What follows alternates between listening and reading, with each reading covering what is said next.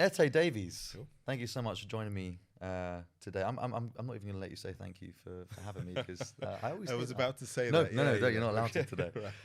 So Yeah. look, if I looked at you as a profile, okay, you're this global, CEO, ex-CEO of Engine. Before then, you were managing director at Analog Folk, and then before then had this amazing career at AKQA, right? There's a whole profile that I see when I look at you.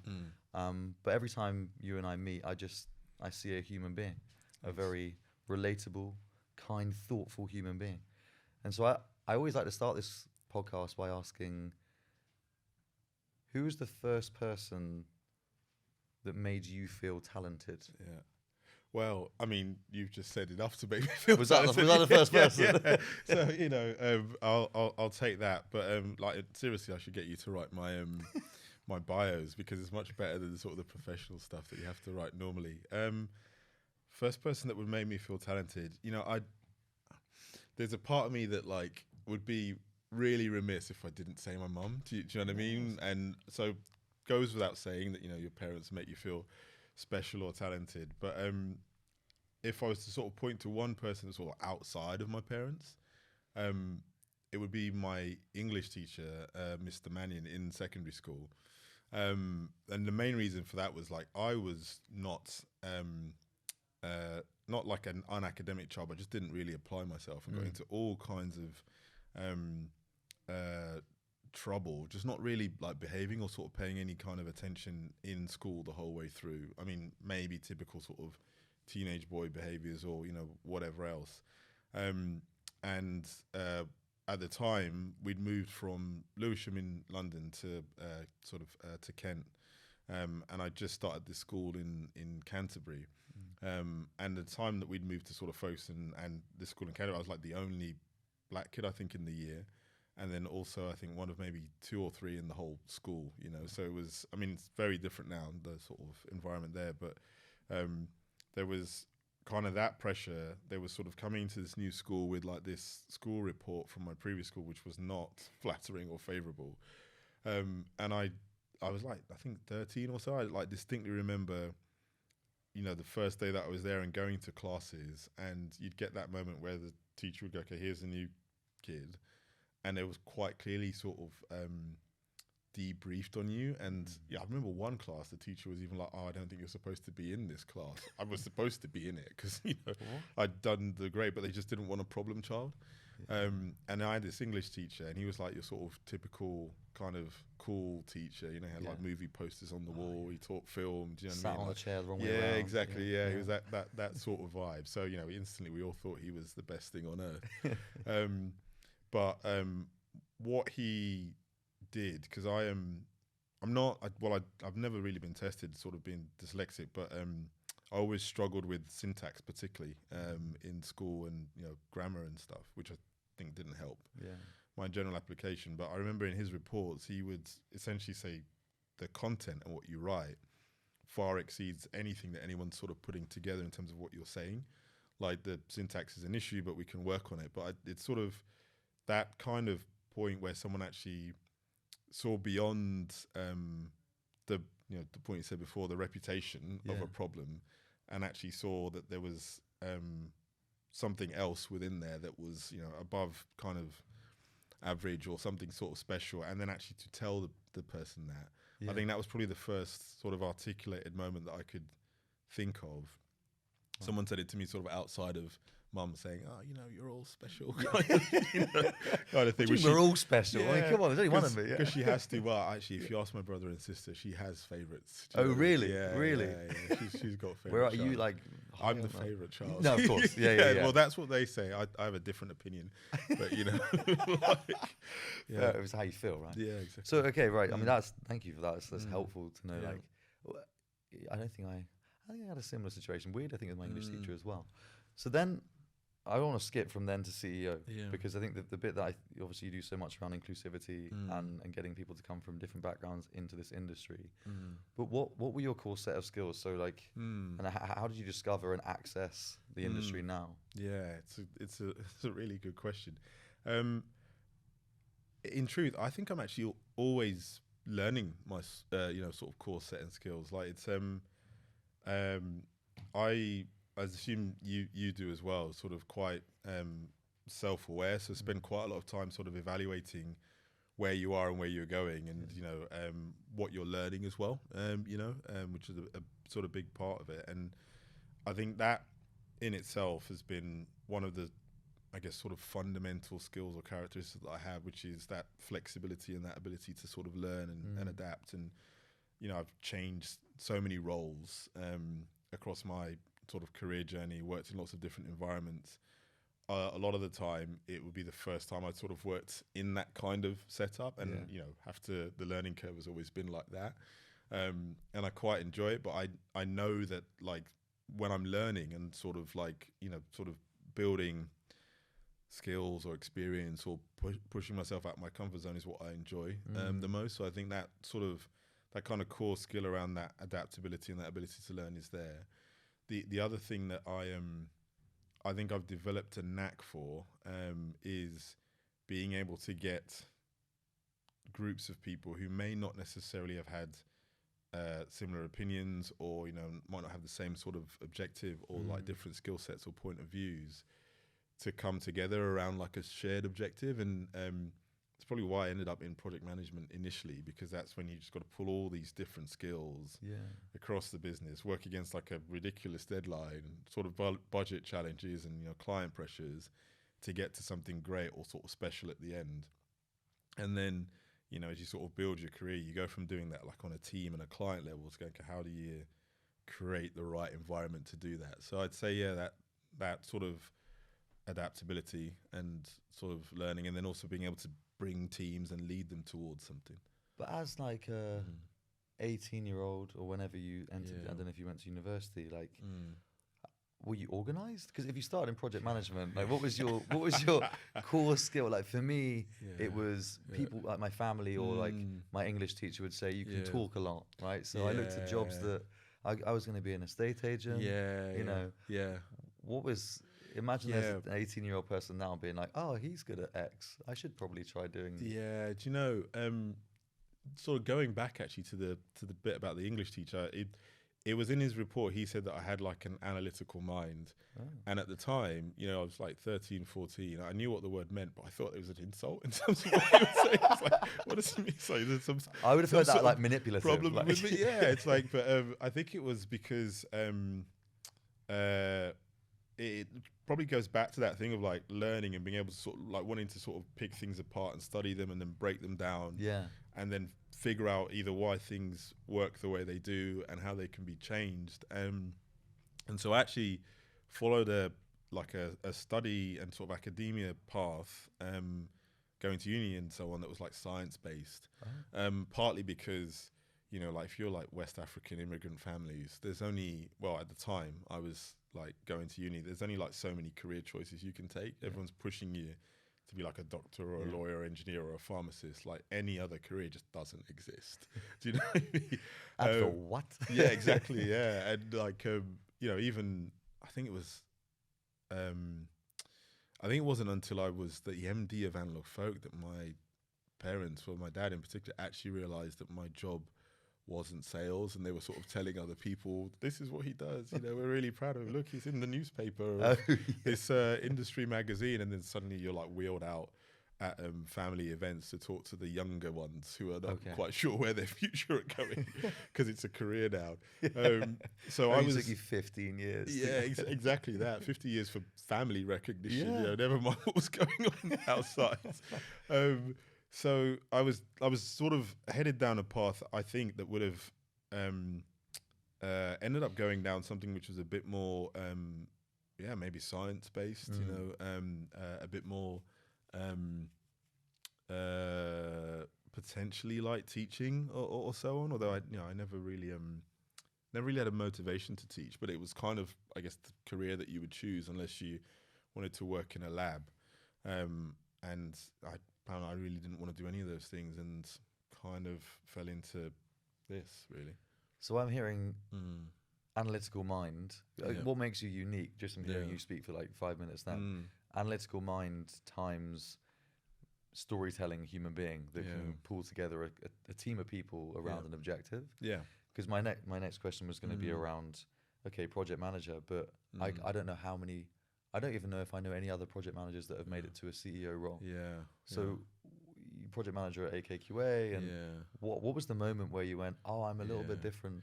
Yeah, I am. It's a good question. Maybe I've always been a little bit different. I think, because I think I've always been someone who understands processes and systems and structures, and how to design systems. Which is core to every sort of PM, and how to put that operating structure into things. But there's always been a part of me that sees wider than that. There is some, I understand why you might have a methodology, but I'm not the sort of person who will be purist enough for it to get in the way of delivering to an objective. And I've always been quite an entrepreneurial person. Do you know what I mean? Always trying to find some way to sort of hustle to put things together, whether that is side gigs or, getting myself into various bits of trouble at school, trying to sell trainers or whatever it is, right?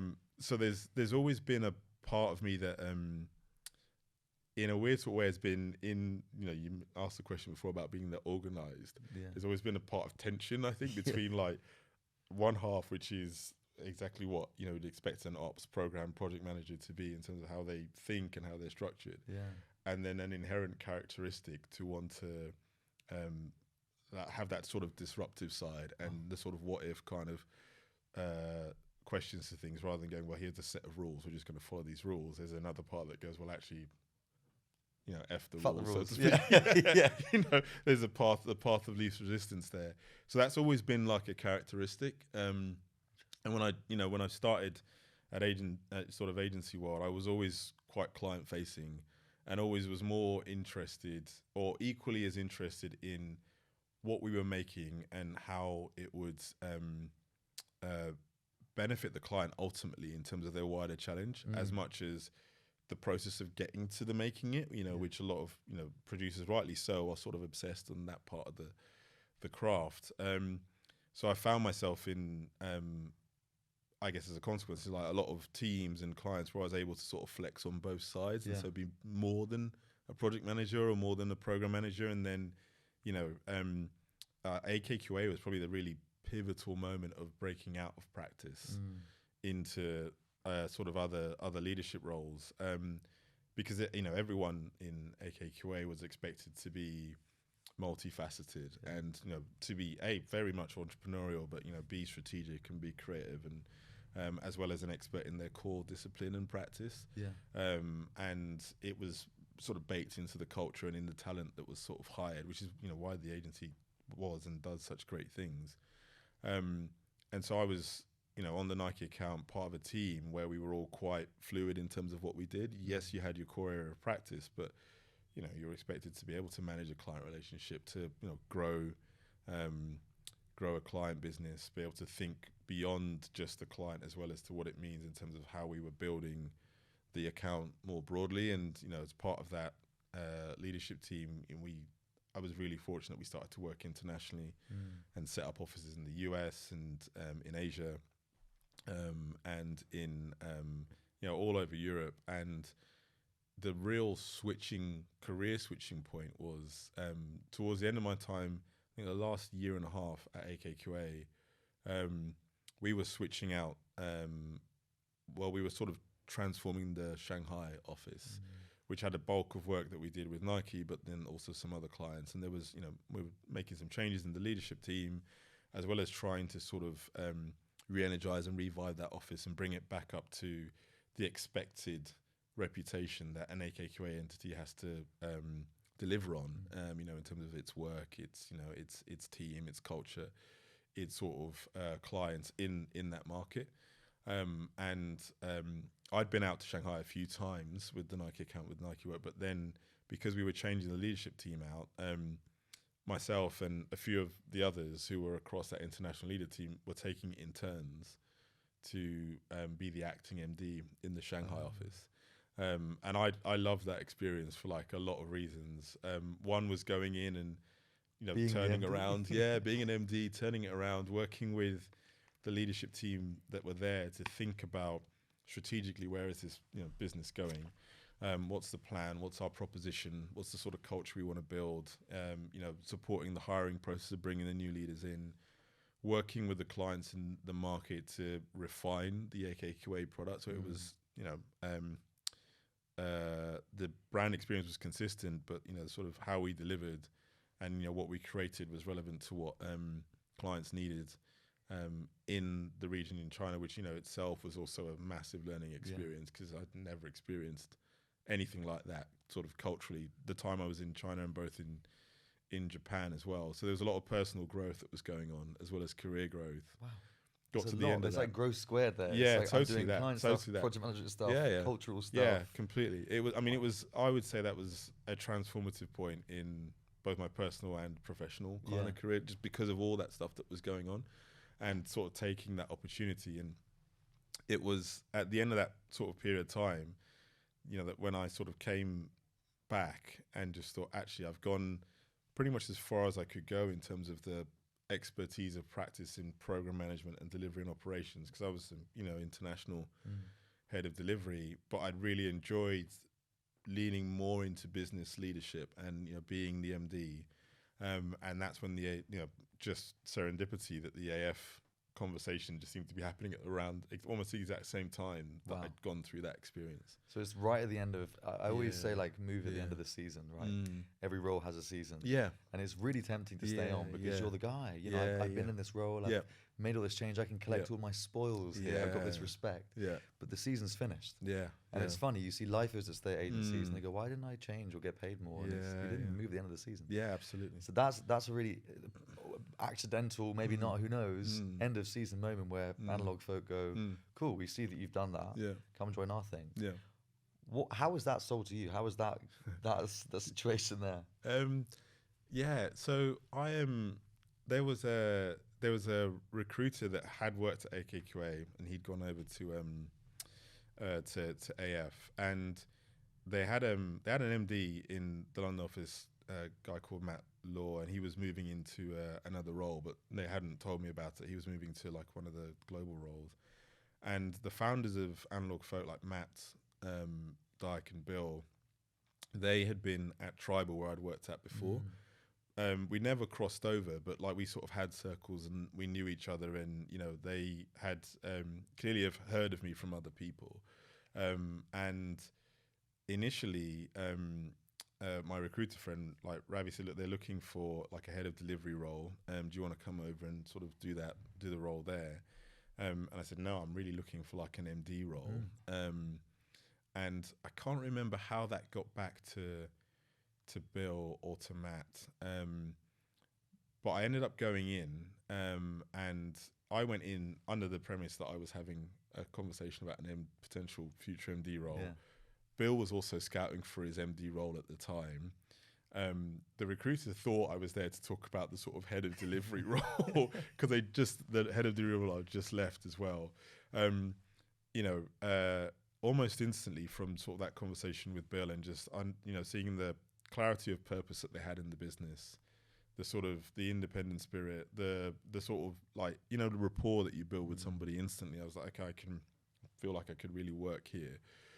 And, you know, and with Bill and Matt and sort of everybody else. But then the opportunity and the need that they had was, you know, they'd been growing and being quite successful, but they were still, I guess, in that kind of startup phase, and they were about to go on that trajectory to be a scale up. But in order to get there were things that they needed to put in, going back to the point around operations and structure and rigor around, you know, the operating model, how the proposition gets, you know, evolved, how they set themselves up for success to scale and, you know, deliver bigger clients, what that means in terms of like culture and structure, for them to move into the next league, you know, as you know, they would sort of kind of position it. And so much of what I've been doing to date on that sort of operational structural delivery side was so foundationally important to allow them to get to that higher ambition. Yeah. But what they needed was somebody who could put that stuff in, but then also think about the higher ambition and lead there. And they were very much, it is a very culture and people driven business, what it was at the time. So they needed somebody who wouldn't just come in and mechanically look at revenue and costs and kind of, you know, sort of products and services, but not actually realize that all of that is a product of talent and culture, you know, which is sort of always been a driving thing for me. So they, so that it was kind of like, it was just, as you say, the end of season, maybe a bit of fortune, like kind of right place, right time.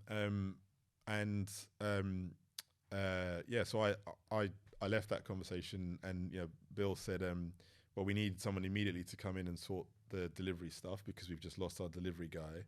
But then there is this MD role, and you know, I want you to sort of take it, and we'd moved to it quite quickly. I didn't realize he meant 3 months after joining, you know, which was actually, you know, quickly and in sort of a good way as well, you know, rather than being stuck in the delivery role for too long. But part of it was to get an understudy ready to sort of take over.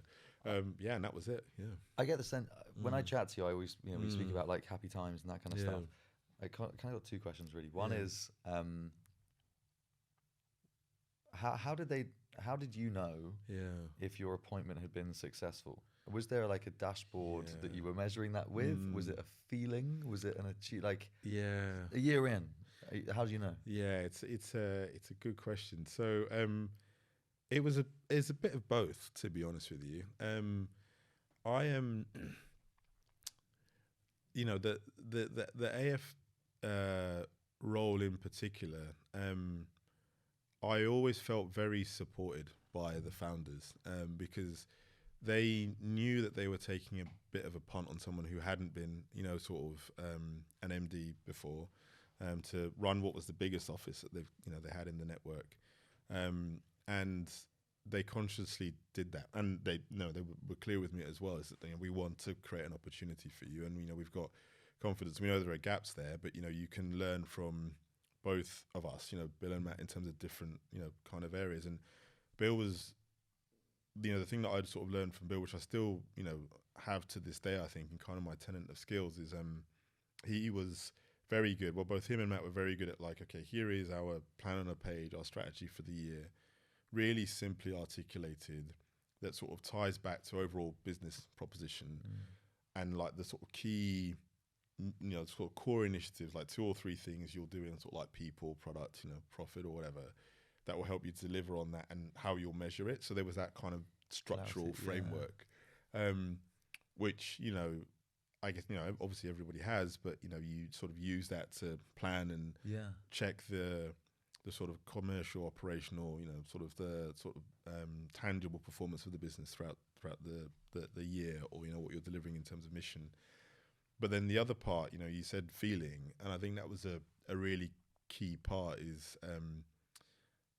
do I feel like I am, making a difference to the company in my contribution, my leadership, either in the environment that, people are working in, where they feel like it's a place that they, people talk about safe spaces, places people have the opportunity to think, sort of freely and collaborate well, and feel like there is something that they can contribute, and it's sort of like a mutually beneficial.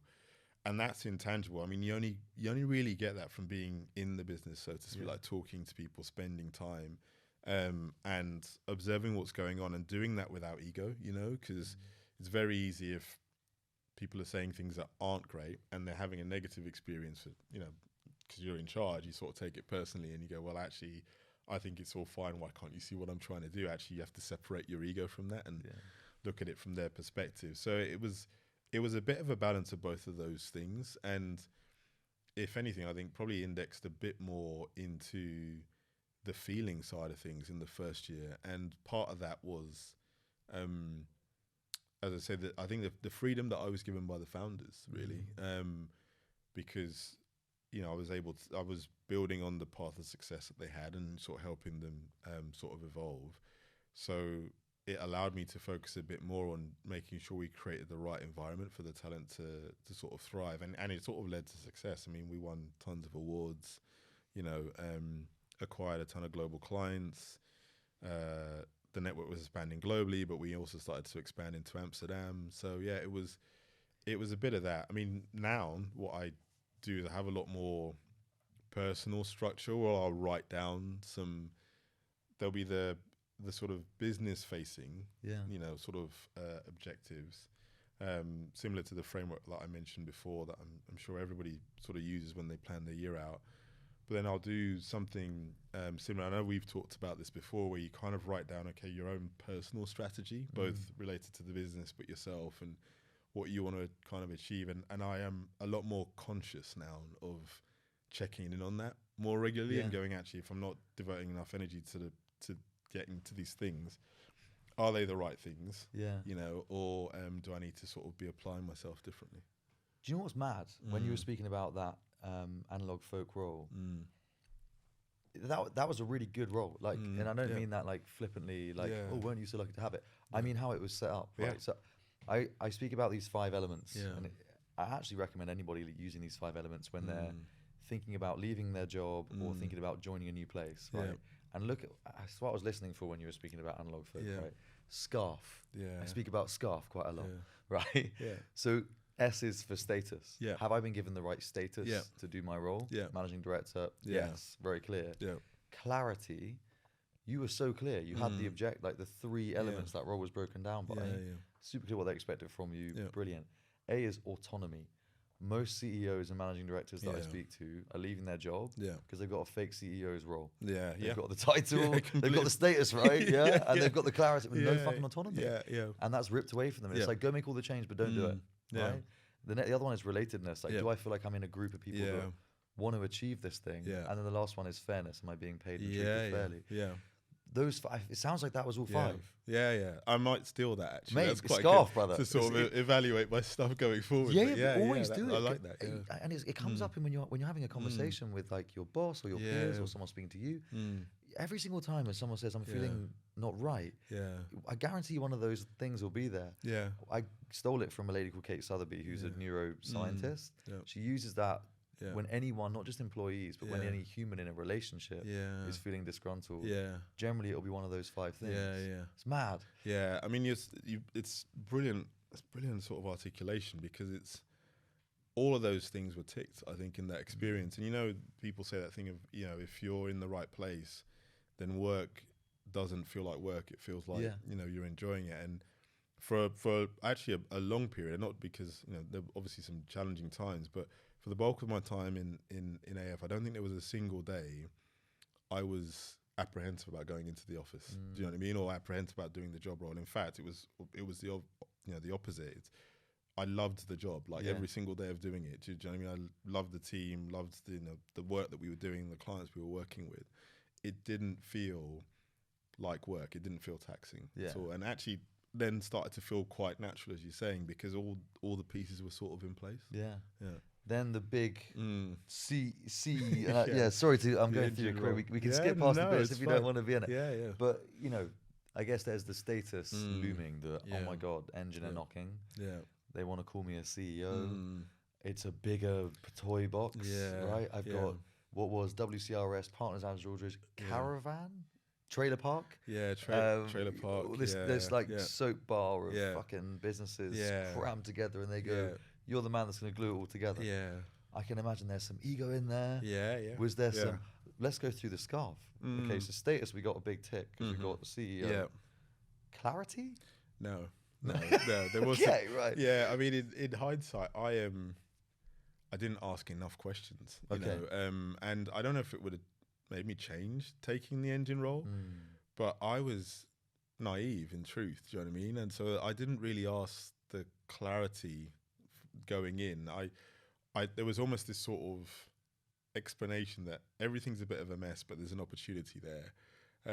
And you'll never be able to, don't worry about the mess it is now and think of what it could become, which is kind of clarity, I guess, but it's also not. It's a bit like going on a date with a guy and like, I've cheated on all my ex-girlfriends, right? But this time. Totally. So that was, as you say, the status sort of overweighing the clarity point. And actually, the clarity was a challenge in that role throughout, I think. But So that was the hard thing. I looked at that.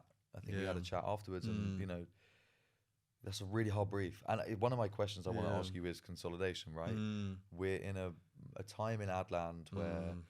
Accenture buys Mm. Calm buys Droga 5, and then becomes Accenture Song. You've Mm. taken like 12 different specialist agencies and Yeah. glued them into one. Yeah. We spoke outside about Wonderman Thompson, Yeah. fucking, actually, Wonderman, Mm. JWT, Yeah. VML, Rainy Kelly, Mm. and all of them glowing into one thing, right? Yeah. And Yeah. at one point that was brand, Yeah.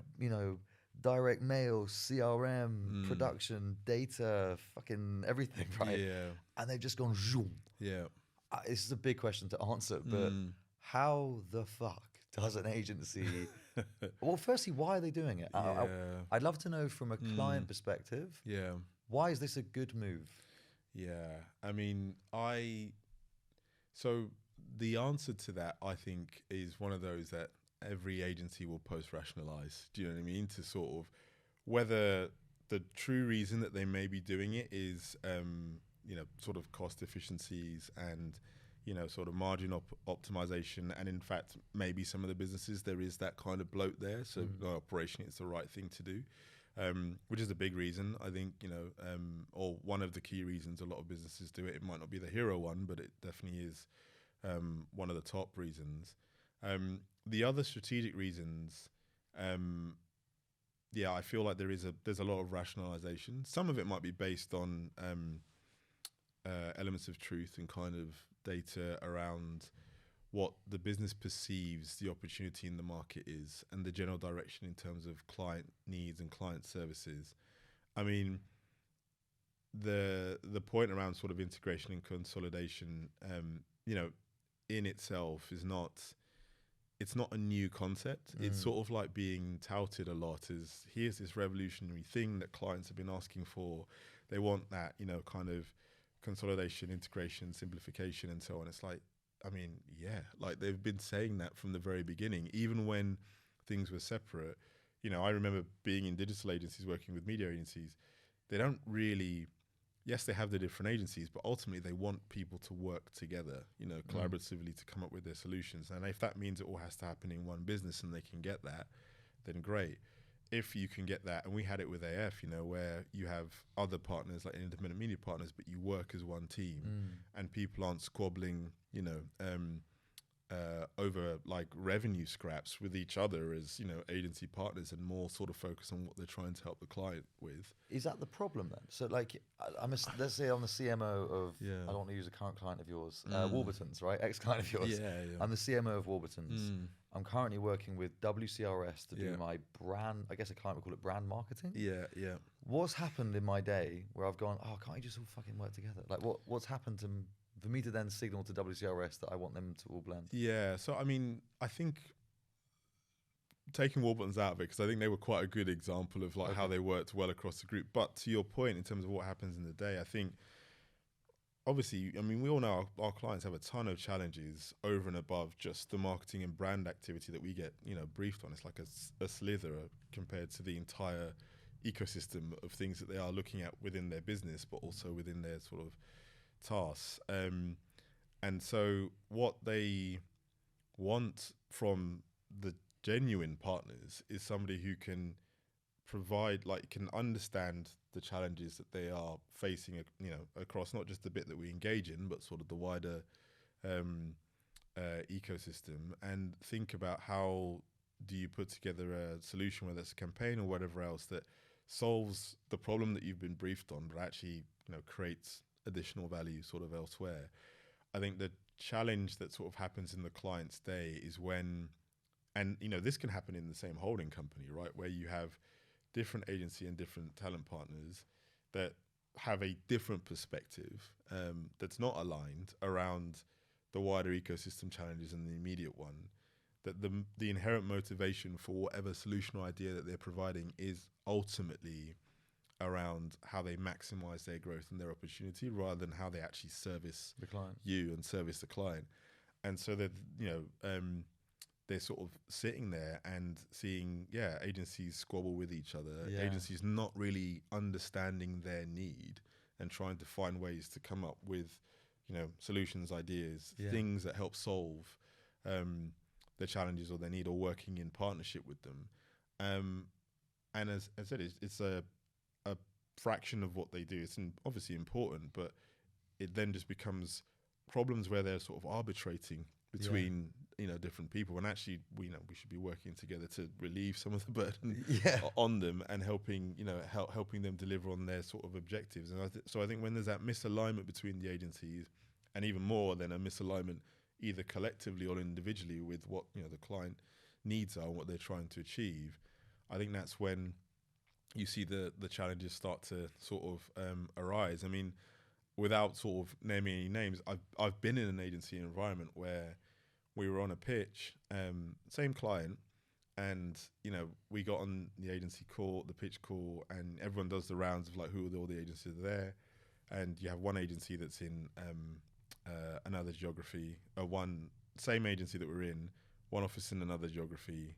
We were in sort of one geography, like London, and there's like a pause, and the client goes, "Wait, we actually only asked for one team from each agency," and the other office said, "Yeah, that's right, but we're pitching separately," and I think we got disinvited from the pitch as a result, because there's enough dysfunction happening in the world, and there's enough that, particularly now, clients have to deal with sort of fragmented media, and even more complication with customers, let alone the people that are supposed to help you solve that are dysfunctional in themselves. Just like, I don't need that problem. Do you know what I mean? I just don't need that This problem. is a mess. Yeah, I don't want to be involved in Go this. and sort yourselves out, Yeah. because whilst that's all happening, you're not doing anything that's of benefit to me or to my customers, So I get it from a client's.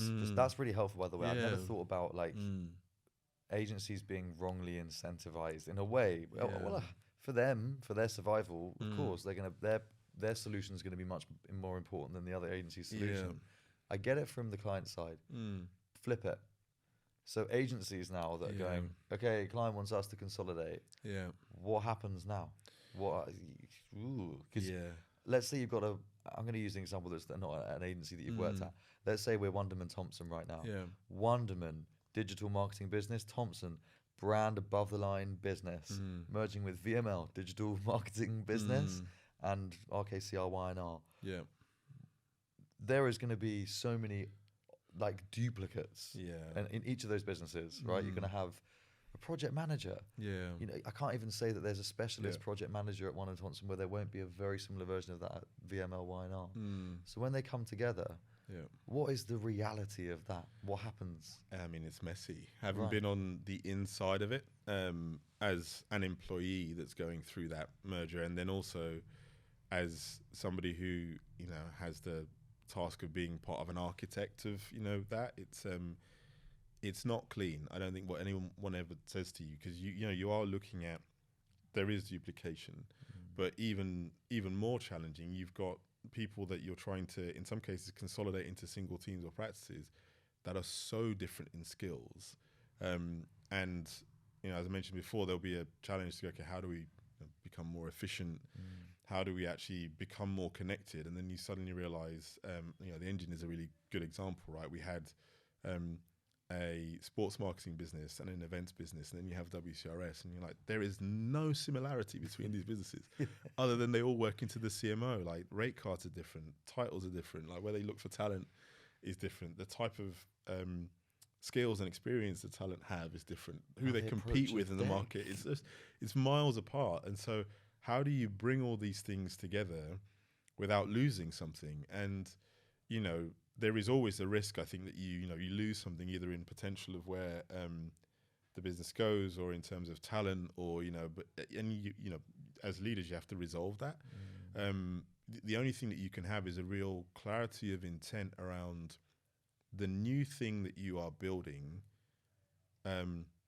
What is the proposition of that, and why that has the sort of ascending opportunity that you think is the right direction to follow.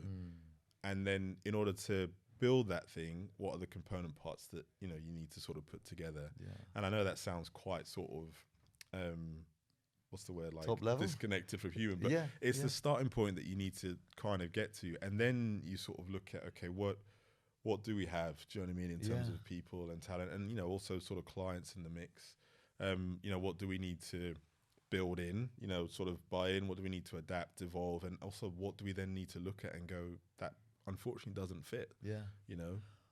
What happened to one of the things like I got from the Analog Folk story is that like brand of an agency. Remember the like Black Sheep of BBH, or you had people that nothing is impossible. Impossible is nothing. Such and such. There were these things that there were lines, but they were artifacts of businesses to be like, that's what we stand for. What happened to that? Does that still exist? Digital to make the analog world better. I think it does. It's been a few years since I've been there, so I think it does. I think. Sorry, mate. The question is it dying with these consolidations? Yeah. How do you then get humans to then go, all right, the king is dead, long live the king? What is it now? Yeah, I mean that's the $1 million question, and I think that is, in truth, with a lot of these consolidations, there's a lot of narrative in some parts of like mission accomplished. Do you know what I mean? Yeah. Where people go, oh yeah, we've consolidated, we've done. The only thing that they've actually done, in reality, is potentially change the logo on the door, restructured some of the senior leadership and some of the kind of employees, and obviously done some work around optimizing their costs. The point that you're saying in terms of getting clients and people on board with the new mission, the new mantra, the new purpose, even building that new brand, out into the world, that is so far from, I think, genuinely complete, even started in many cases. And the truth of a lot of that is that that's the long game. Do you know what I mean? And it is part of the challenge with this sort of the narrative that gets communicated now and around sort of integration and consolidations, is because it's very focused on the commercial and the operational in the discussions. And there is some talk around, okay, we're bringing these brands together and here's a new brand. But brands are built over time. Yeah. Do you know what I mean? And cultures are built over time. And quality of like product and execution and creativity, that refines, kind of over time, especially if you want it to be repeatable. So my thing would be, let's see where a lot of this is in 5-6 years time, to see what has really been the phoenixes that have been built out of sort of the ashes, so to speak, of all these bits and pieces.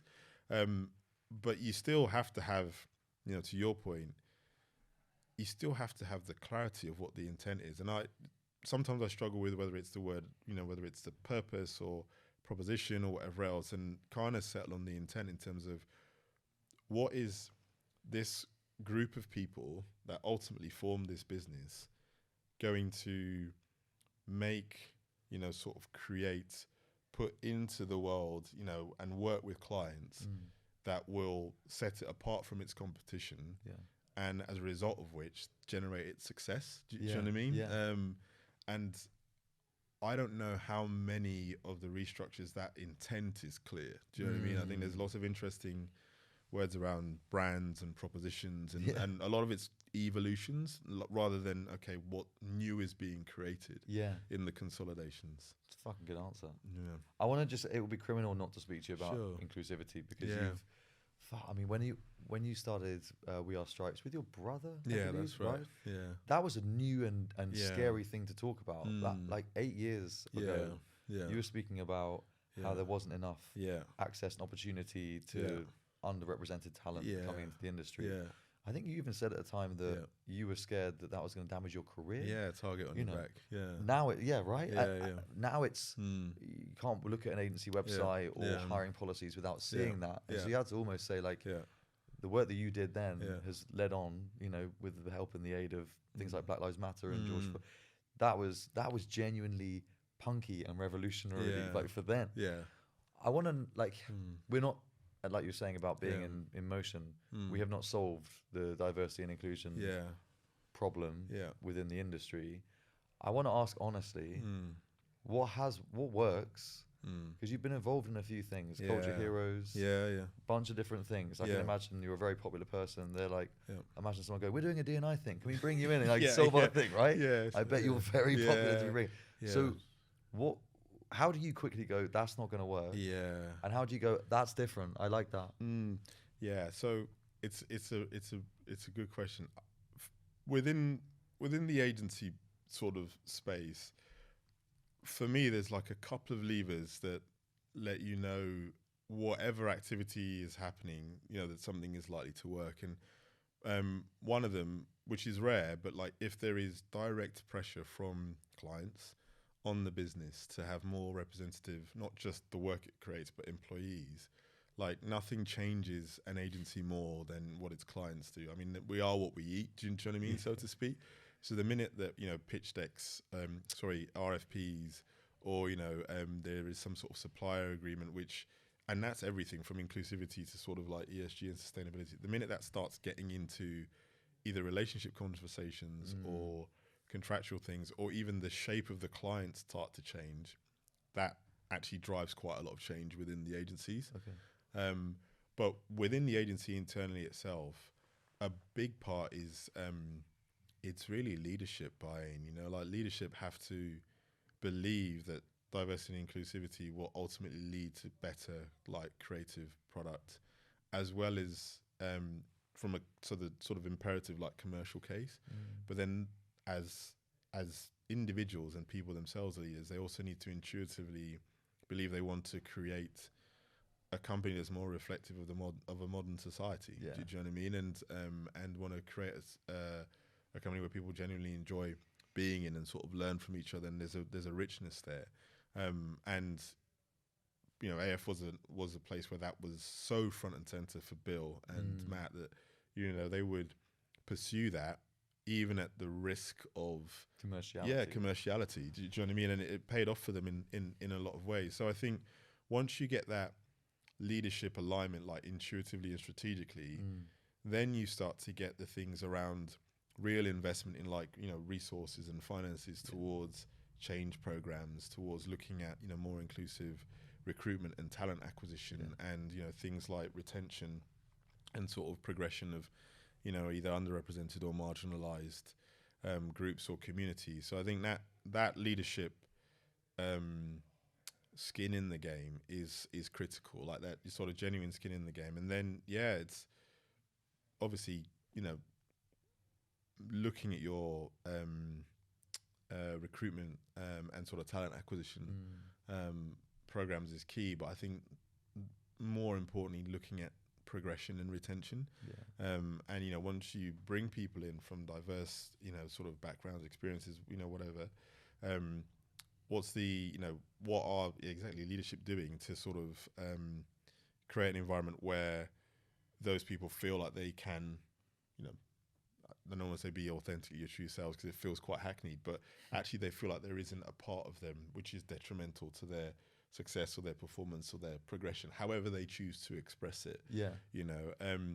And making sure that people feel that they've got the route to sort of progress their careers.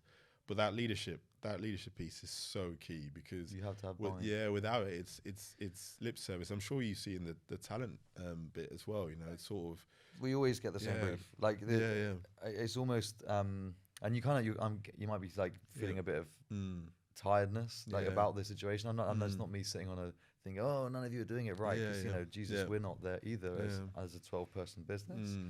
But the thing I think that's kind of tiring is someone wise. I won't name him because his head will explode. JT once said to me, "Follow the money." Right. And do you know what happened when RFP, all, the George Floyd situation happened, and the money went to holy shit. Clients are asking for D&I. That is now front and center. Then the recession hit. And I don't know about you, but it went away. Oh yeah, definitely. And then suddenly, I felt like that wasn't an important thing anymore. And because that drumbeat wasn't happening anymore, maybe from the clients, definitely wasn't from the agencies. The level of importance, prioritized, it felt like it fell to the bottom of the list. And I'm saying it's coming back again. Almost as the inflation's decreasing and recession's going away. Suddenly we're hearing, oh, what's your diversity and inclusion policy? Oh, where have you been for the last 2 years, completely. right? Do you sense that as well? Yeah, absolutely. It was quite interesting, because I just before obviously the sort of murder of George Floyd, you got the feeling there was like a bit of a sense of, particularly when it came to sort of race and ethnicity, there was like diversity fatigue setting in within the agencies. That was obviously sort of such a visceral global moment where no one could hide from what was going on. It was impossible to deny the reality of people's experiences, you know, and brands in particular stepping forward because there was that consumer pressure to do so. Yeah. And so then there was real investment and focus, commitments all over the place. And it kind of goes back to everything that we're saying, is that like those commitments have to be long-term and kind of sustainable. And I think at the time, a lot of people were making short-term commitments because they were feeling the pressure of the moment. And then as that sort of wave of pressure, you know, sort of dials down because, you know, news cycle gets occupied by other things and, you know, the recession bites in the rest of it. What enough people hadn't done was sort of put sustainable programs, sustainable investment, and have things baked into their strategy that it sort of just carried on. Yeah. So it kind of became this sort of conscious trade-off choice between, oh yeah, but we need to, do we spend in RD&I or do we do this? And the truth is, you know, to the point, you have to look at both of those things as kind of connected, because there is so much evidence out there that like if you have a diverse workforce that is inclusive, particularly when it comes to creativity, you get to new places, literally through the difference of thought. Yeah. And if that isn't central to a creative business, then I don't know how you're going to be competitive. And I think people are starting to realize that now. I think what's really interesting as well is the generational change. So, you know, obviously when George, that sort of George Floyd era, and actually the period sort of leading up to many of the sort of RD&I conversations, you still had like boomers and Gen X, and they were like the target market that a lot of brands are focusing on, and also the population in agency world was. Yeah. Now it's like Gen Zs, right? And, you know, we've got like, is it like Alpha knocking on the door, and millennials, and they are already very diverse in mindset, and the majority, and, you know, obviously it's a generalization, but very, very different in terms of their perspective on the world. Yeah. Much more connected with everything that's going kind of out there, and much more aware of things. So there is now that internal pressure is coming back from employees. Yes. But they're also the clients. Like, I mean, you go into client meeting rooms now, and, you know, people talk about Gen Zs, like they're literally our clients across the field. They're the people running the businesses that pay our checks. Yeah. So I think it's starting to come back now, because it feels like there's that sort of generational shift that's kind of happened, and, you know, people are paying attention to it. And you see it not just inclusivity, but particularly around sustainability. I mean, any agency now that is not credible on that is just getting pushed to the side, you know? Yeah. I could have sat here for an hour and a half longer. Yeah. That was fucking amazing. We've got literally 30 seconds. Yep. Before I let you go, you got 21-year-old Ete. Yeah. He's entering the industry right now. Yeah. What one piece of advice would you give 21-year-old Ete? It's a good question. I mean, I would say yes more to opportunity, because every time I said yes, whether it was the Shanghai thing or the AF thing, you know, so they were like leapfrog moments in my career. And I wouldn't say I'm particularly play it safe all the time, but I definitely could have said yes to more opportunities and just see where it took me. Say yes more, young Ete. Yeah. Mate, thank you so much. No worries, that was man. amazing. Thanks.